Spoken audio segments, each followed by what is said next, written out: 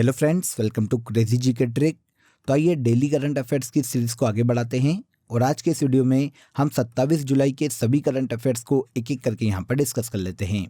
Video में and तक बने रहिएगा, इंटरेस्टिंग वीडियो होने वाला है। वीडियो की अगर आपको पीडीएफ डाउनलोड करना है तो आप क्रेजी जी के ट्रिक के एप्लीकेशन से या फिर क्रेजी जी के ट्रिक के टेलीग्राम चैनल पर जाकर इसकी पीडीएफ को कलेक्ट कर सकते हैं। सबसे पहला क्वेश्चन देखिए, नागालैंड राज्य से राज्यसभा की अध्यक्षता करने वाली पहली महिला कौन बनी है? तो नागालैंड राज्य से राज्यसभा की अध्यक्षता करने वाली पहली महिला एस फांगनोन कोन्याक बन गई है। नाम थोड़ा सा टफ है, देखिएगा एक बार, एस फांगनोन कोन्याक। ये नागालैंड से भाजपा की राज्यसभा सदस्य है, जो कि देखिए राज्यसभा की अध्यक्षता करने वाली नागालैंड से पहली महिला सदस्य बन गई है। हाल ही में देखिए 17 जुलाई को संसद के ऊपरी सदन मतलब राज्यसभा में उपसभापतियों के पैनल में एस फांगनोन को सम्मिलित किया गया था। मार्च 2022 में एस फांगनोन नागालैंड से राज्यसभा सांसद चुनी जाने वाली नागालैंड की पहली महिला बनी थी और अब यह राज्यसभा की अध्यक्षता करने वाली नागालैंड की पहली महिला सांसद बनी है। लास्ट वीक देखिए राज्यसभा के सभापति जगदीप धनखड़ ने उपाध्यक्षों के पैनल में 4 महिला सदस्यों को मनोनीत किया था, जिनमें PT Usha, S Phangnon Konyak, doctor Fauzia Khan और सुल्ता देव सम्मिलित है। इनमें से एस फांगनोन कोन्याक को हाल ही में राज्यसभा की अध्यक्षता सौंपी गई थी और ये नागालैंड राज्य की पहली महिला है जिन्होंने राज्यसभा की अध्यक्षता की है। आगे बढ़ने से पहले आप सभी को एक इम्पॉर्टेंट अपडेट दे देता हूँ। देखिए क्रेजी जी के ट्रिक की फैमिली जैसा कि आप सभी जानते हैं अब 6 मिलियन की हो गई है। इसी सेलिब्रेशन में आप सभी के लिए हमने एक ऑफर अनाउंस किया है रूट एप्लीकेशन पर, जिसके तहत आप क्रेजी जी के ट्रिक का कोई भी एक कोर्स 199 रुपीज़ में परचेस कर सकते हैं।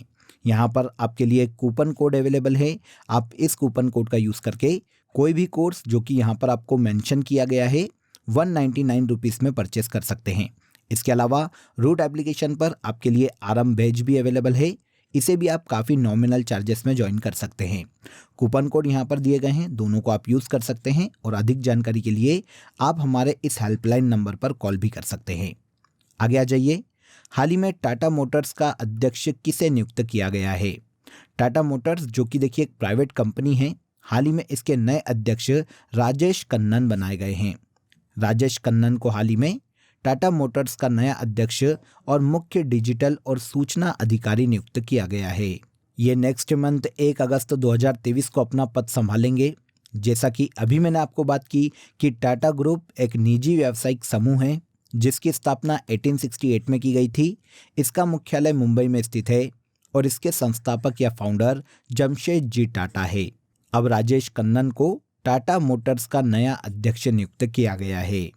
नेक्स्ट देखिए, दक्षिण कोरिया में आयोजित ISSF जूनियर निशानेबाजी विश्व चैंपियनशिप 2023 में पदक तालिका में भारत कौन से स्थान पर रहा है? तो देखिए पहले तो ये जान लीजिए कि ये जो वर्ल्ड चैंपियनशिप हुई है 2023 में, इसका आयोजन दक्षिण कोरिया में किया गया है, जिसमें इंडिया पदक तालिका में दूसरे स्थान पर रहा है। आंसर बी हो जाएगा। इंडियन शूटर ने देखिए इस पूरी चैंपियनशिप में टोटल 6 गोल्ड मेडल अपने नाम किए हैं, 6 सिल्वर मेडल अपने नाम किए हैं और इसके अलावा 5 ब्रॉन्ज मेडल जीते हैं। टोटल इस पूरे इवेंट में भारत ने 17 पदक अपने नाम किए हैं। भारतीय खिलाड़ी अभिनव शॉ और कमलजीत ने 2-2 गोल्ड मेडल इस पूरे टूर्नामेंट में अपने नाम किए। इसके अलावा भारतीय शूटर सान्याम ने महिलाओं की 10 मीटर एयर पिस्टल स्पर्धा में स्वर्ण सहित 3 मेडल अपने नाम किए हैं। तो इस तरह 17 मेडल के साथ भारत इस पूरे इवेंट में पदक तालिका में दूसरे स्थान पर रहा है। यहाँ पर देखिए मैंने आपको पूरी मेडल टैली दे दी है, एक बार इसे देख लीजिए। ISSF junior shooting world championship 2023 आयोजन दक्षिण कोरिया में किया गया था। चीन इस मेडल टैली में पहले स्थान पर है, जिसने देखिए टोटल 28 मेडल अपने नाम किए हैं, जिनमें से 12 गोल्ड है। सेकेंड पर इंडिया का नाम आता है, 17 मेडल के साथ इंडिया दूसरे स्थान पर है और तीसरे नंबर पर यूक्रेन है, जिसने पूरे इवेंट में टोटल 10 मेडल अपने नाम किए हैं। इनमें से यूक्रेन ने 5 गोल्ड जीते हैं। तो इस तरह से ये मेडल टैली याद रखिएगा, इंपॉर्टेंट है, क्वेश्चन एग्जाम में पूछा जा सकता है। इंडिया मेडल टैली में दूसरे स्थान पर है। मैंग्रोव संरक्षण दिवस कब मनाया जाता है? पूरे विश्व में देखिए मैंग्रोव वनस्पति के संरक्षण के लिए, उसके प्रति लोगों में जागरूकता फैलाने के लिए मैंग्रोव संरक्षण दिवस हर साल 26 जुलाई को मनाया जाता है। मैंग्रोव पारिस्थितिकी तंत्र के संरक्षण के लिए 2015 में इस दिवस को मनाए जाने की घोषणा की गई थी और 2015 से हर साल इसे 26 जुलाई को मनाया जाता है। अब मैंग्रोव वनस्पति क्या होता है? तो देखिए मैंग्रोव वन नॉर्मली तटीय क्षेत्रों में पाए जाते हैं, ऐसे क्षेत्रों में जहां पर नदियां समुद्र से जाकर मिलती है। तो मीठे और खारे पानी के मिश्रण क्षेत्र पर मैंग्रोव वनस्पति देखने को मिलती है। काफ़ी इंपॉर्टेंट है, सुनामी से रक्षा करती है या फिर समुद्री किसी भी प्रकार की आपदा से तटीय इलाकों की रक्षा करने का काम मैंग्रोव वनस्पति का है। इसीलिए इसके संरक्षण को बढ़ावा दिया जाता है और इसके संरक्षण दिवस के रूप में 26 जुलाई का दिन मनाया जाता है। आगे आइए, हाल ही में चर्चा में रहा अकीरा क्या है? अकीरा एक प्रकार का वायरस है, कंप्यूटर वायरस है, जो कि देखिए एक रैनसमवेयर वायरस है। करता क्या है? तो देखिए कंप्यूटर, लैपटॉप, पीसी से ये किसी भी व्यक्ति की या यूज़र की निजी जानकारी को चोरी कर लेता है। निजी जानकारी को चोरी करता है और बाद में उससे पैसों की मांग करता है। अगर अकीरा नाम का रैनसमवेयर किसी भी कंप्यूटर पर छोड़ा जाता है, किसी भी पीसी पर, लैपटॉप पर छोड़ा जाता है, तो ये किसी भी प्रकार के यूज़र के एक्सेस को बंद कर देता है, स्टॉप कर देता है और फिर उसे एक्सेस होने के लिए जितने पैसे इसके थ्रू मांगे जाते हैं उतने पैसे देने पड़ते हैं। मतलब एक प्रकार की आप फिरौती समझिए। इसीलिए ये वायरस है अकीरा नामक, जो कि एक कंप्यूटर वायरस है, हाल ही में काफ़ी सुर्खियों में रहा है। इससे सुरक्षा के लिए सरकार ने इंटरनेट यूज़र्स को इस वायरस से बचने के लिए अपने डिवाइस के अपडेट और एंटीवायरस का इस्तेमाल करने के लिए कहा है। इसके अलावा यूज़र्स को एनीडेस्क या पीसी हंटर जैसे टूल को संभल कर इस्तेमाल करने के लिए भी कहा गया है, ताकि वे इस वायरस से सुरक्षित हो सके। अभी जैसा कि मैंने आपको बताया, ये एक मेलवेयर या रैनसमवेयर वायरस है, जो कि यूज़र या किसी ऑर्गेनाइजेशन पर अटैक करके उसके कंप्यूटर पर फाइलों के एक्सेस को रोक देता है, फिर उसे एक्सेस करने के लिए फिरौती की या रैनसम की मांग करता है। तो हाल ही में सुर्खियों में रहा अकीरा एक रैनसमवेयर कंप्यूटर वायरस है। तो चलिए आज की कंट्री इन न्यूज़ में हम अफगानिस्तान को यहाँ पर डिस्कस कर लेते हैं।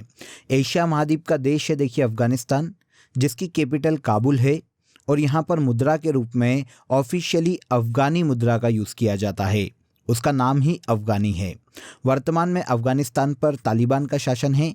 पड़ोसी देशों की बात करें तो Tajikistan, Uzbekistan, Turkmenistan, Bharat, Pakistan और ईरान, ये 6 पड़ोसी देश हैं वर्तमान में अफगानिस्तान के।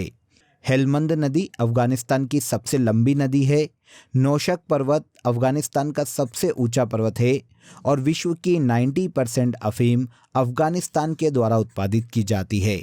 जाम की मीनार अफगानिस्तान में स्थित है, जो कि एक विश्व धरोहर स्थल है। अफगानिस्तान एक लैंडलॉक्ड देश है एशिया महाद्वीप का। हेनले पासपोर्ट इंडेक्स में अफगानिस्तान सबसे आखिरी मतलब 104वें स्थान पर रखा गया है।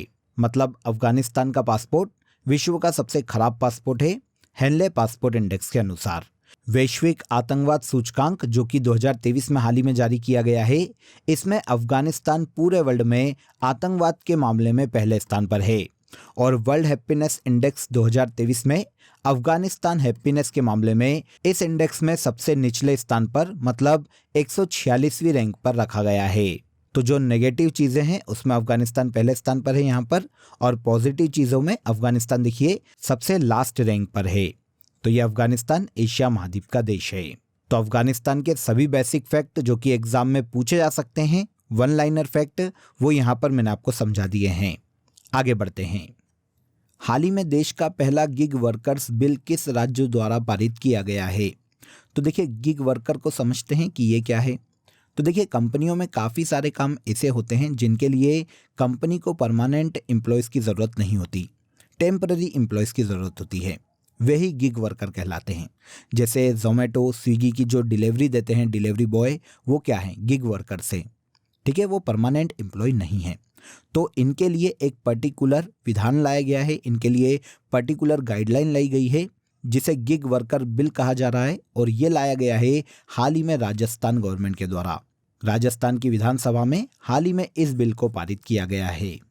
तो आंसर तो मिल गया, राजस्थान है ये राज्य। अब देखिए, राजस्थान सरकार ने ऑनलाइन फूड डिलीवरी सिस्टम और अन्य सामान को डायरेक्ट घर तक पहुंचाने वाले गिग वर्कर्स के लिए राजस्थान की विधानसभा में प्लेटफॉर्म आधारित गिग वर्कर विधेयक 2023 पारित किया है और ऐसा विधेयक पारित करने वाला राजस्थान देश का पहला राज्य बन गया है। इसके तहत अगर कोई वर्कर भी इस एक्ट का उल्लंघन करेगा तो उस पर 5 लाख से लेकर 50 लाख रुपए तक का जुर्माना लगाया जा सकता है। तो गिग वर्कर्स बिल हाल ही में राजस्थान की विधानसभा में पारित किया गया है। कपड़ा मंत्रालय द्वारा तकनीकी वस्त्रों के लिए मानकों और विनियमों पर 6ठा राष्ट्रीय सम्मेलन का आयोजन कहाँ किया गया? तो इस सम्मेलन का आयोजन देखिए हाल ही में नई दिल्ली में किया गया है। आंसर डी हो जाएगा। देखिए, भारत की टेक्सटाइल मिनिस्ट्री ने अपनी प्रमुख योजना राष्ट्रीय तकनीकी वस्त्र मिशन के तहत दिल्ली में फिक्की और BIS के सहयोग से स्टैंडर्ड और रेगुलेशन पर 6ठे राष्ट्रीय सम्मेलन का आयोजन हाल ही में किया है। सम्मेलन में भारत में तकनीकी वस्त्रों के लिए मानकों और गुणवत्ता नियम के महत्व पर जोर दिया गया है। वर्तमान में भारत के वस्त्र मंत्री की बात करें तो ये पीयूष गोयल हैं, इन्हें भी याद रखिएगा। तो इस 6ठे राष्ट्रीय सम्मेलन का आयोजन हाल ही में नई दिल्ली में किया गया है। केंद्र शासित प्रदेश लद्दाख का पहला महिला पुलिस स्टेशन कहाँ खोला गया? तो केंद्र शासित प्रदेश लद्दाख में महिलाओं की सुरक्षा के लिए महिलाओं के प्रति होने वाले अपराधों को रोकने के लिए पहला महिला पुलिस स्टेशन लद्दाख के कारगिल में खोला गया है। आंसर ए हो जाएगा। यह लद्दाख का पहला महिला पुलिस स्टेशन है जो कि कारगिल में हाल ही में खोला गया है। इस पुलिस स्टेशन का इनॉग्रेशन पुलिस महानिदेशक SD सिंह जामवाल के द्वारा किया गया। आपके लिए तो केवल यही काफी है कि लद्दाख का पहला महिला पुलिस स्टेशन कारगिल में खोला गया है। आगे बढ़ते हैं। हाल ही में किस देश के खिलाड़ी लाहिरू थिरिमाने ने संन्यास की घोषणा की है? तो लाहिरू थिरिमाने श्रीलंका के खिलाड़ी हैं फ्रेंड्स, जिन्होंने हाल ही में संन्यास की घोषणा की है। ये श्रीलंका के क्रिकेटर हैं जिन्होंने इंटरनेशनल क्रिकेट के सभी फॉर्मेट से संन्यास की घोषणा की है। इन्होंने देखिए श्रीलंका के लिए 44 टेस्ट, 127 वनडे और 26 T20 मैच खेले हैं।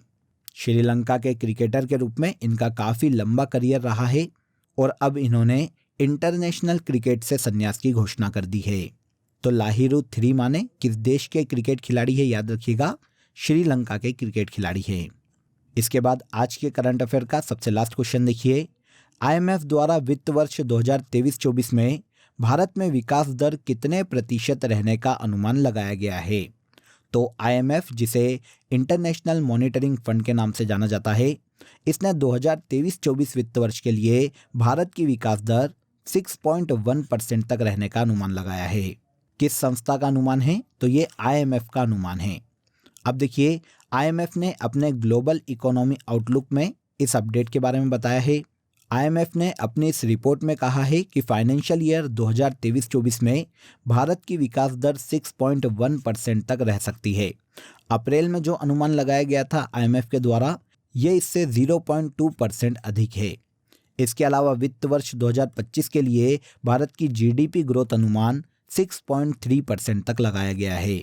IMF के अलावा अन्य एजेंसियों की बात करें तो एशियन डेवलपमेंट बैंक ने 2023-24 के लिए भारत की GDP ग्रोथ का अनुमान 6.4% तक लगाया है और भारतीय रिजर्व बैंक ने ये अनुमान 6.5% रहने का लगाया है। यहाँ पर क्वेश्चन IMF से पूछा गया था, तो IMF की ग्लोबल इकोनॉमी आउटलुक अपडेट में भारत की 2023-24 के लिए विकास दर 6.1% तक रहने का अनुमान लगाया गया है। ओके, तो यहाँ पर देखिए हमने 27 जुलाई के सभी करंट अफेयर्स को यहाँ पर डिटेल में समझ लिया। अब आज की फैक्ट शीट में हम कल के टॉपिक को आगे बढ़ाते हैं। पहला देखिए, विश्व की सबसे बड़ी ताजे पानी की झील सुपीरियर झील अमेरिका में स्थित है। सबसे गहरी झील बेकाल झील है जो कि रूस में स्थित है। सबसे ज्यादा ऊंचाई पर स्थित नौकायन झील टिटिकाका झील है दक्षिण अमेरिका महाद्वीप में। सबसे ऊंचा जलप्रपात एंजिल जलप्रपात कैरोना नदी पर वेनेजुएला में स्थित है। सबसे ऊंचा पर्वत शिखर माउंट एवरेस्ट नेपाल में स्थित है हिमालय पर्वतमाला पर। इसके बाद सबसे ऊंची पर्वतमाला पूछी जाए तो ये भी हिमालय है जो कि एशिया महाद्वीप में स्थित है। सबसे लंबी पर्वतमाला एंडीज पर्वतमाला दक्षिण अमेरिका महाद्वीप में स्थित है। सबसे ऊंचा पठार पामीर का पठार एशिया में है।